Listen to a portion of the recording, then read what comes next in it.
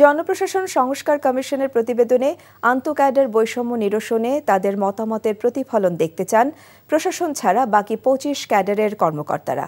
এবারও প্রশাসন ক্যাডারের একচ্ছত্র আধিপত্য দূর না হলে চাকুরি বিধি অনুযায়ী ব্যবস্থা নেবার হুঁশিয়ারি দেন তারা।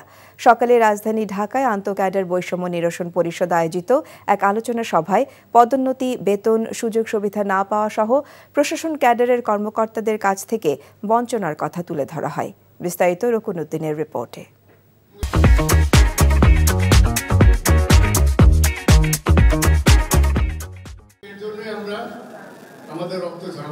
২৫ ডিসেম্বর সমাবেশ করে উপসচিব পদে পদোন্নতিতে জনপ্রশাসন সংস্কার কমিশনের প্রস্তাবিত সুপারিশ বাতিল, এমনকি কমিশনের চেয়ারম্যানের পদত্যাগ দাবি করেন প্রশাসন ক্যাডারের কর্মকর্তারা। আর শুক্রবার সমাবেশ করলেন বাকি ২৫ ক্যাডারের কর্মকর্তারা।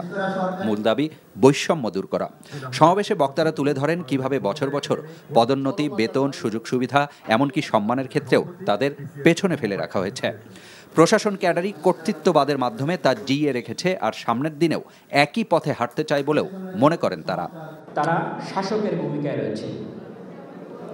তারা বিভিন্নভাবে বিভিন্ন ওয়েতে সমতায়, মর্যাদায়, সম্মানে সব জায়গায় তারা এই ২৫ ক্যাডারকে বঞ্চিত করেছে। কত মানুষের মধ্যে ক্ষোভ আছে, কত মানুষ বঞ্চিত, কত মানুষ অসম্মানিত। অত্যন্ত দুর্ভাগ্যজনকভাবে রাষ্ট্রযন্ত্রের বিশেষ এক শ্রেণীর কাছে প্রভুত্ববাদ হয়ে দাঁড়িয়েছে একটা নির্লজ্জ ফ্যাশনের। চারপাশ ঘিরে থেকে প্রশাসন ক্যাডাররা অন্য ক্যাডার, এমনকি জনমানুষের কাছ থেকেও সরকারকে বিচ্ছিন্ন করে রেখেছে বলে দাবি করেন আলোচকরা। পেশাভিত্তিক তার যে কন্ট্রিবিউশন, সেটা যদি তারা স্ব ক্যাডার বা স্ব মন্ত্রণালয় রাখতে পারে, তাহলেই জনবান্ধব সিভিল সার্ভিস তৈরি হবে।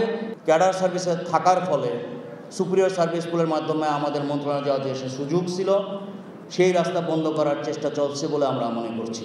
এবারও বৈষম্য দূর না করলে চাকুরি বিধিমালা অনুযায়ী ব্যবস্থা নেবার হুঁশিয়ারি দিয়ে ঘোষণা করা হয় পরবর্তী কর্মসূচি। এই অন্যায়গুলি ক্রমাগত চলতে পারবে না, এগুলি একটা সময় বিস্ফোরণ হবে এবং তখন কিন্তু এই প্রশাসন ক্যাডারের নিজেরা এককভাবে আদায় করে নেওয়া, এগুলি সবই কিন্তু একসময় আপনাদেরকে বুমেরাং হয়ে যাবে।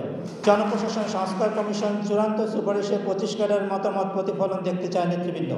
আর এ দ্বারা অব্যাহত থাকলে আমরা চাকরি বিধি অনুযায়ী পরবর্তী ব্যবস্থা গ্রহণ করব। বৈষম্য নিরসন ও সংস্কারের প্রতিশ্রুতি নিয়ে অন্তর্বর্তী সরকার গঠিত হয়েছে উল্লেখ করে আন্তঃক্যাডার বৈষম্য নিরসনে সরকারের সহযোগিতাও চান সবাই। রকুনউদ্দিন, এনটিভি নিউজ, ঢাকা।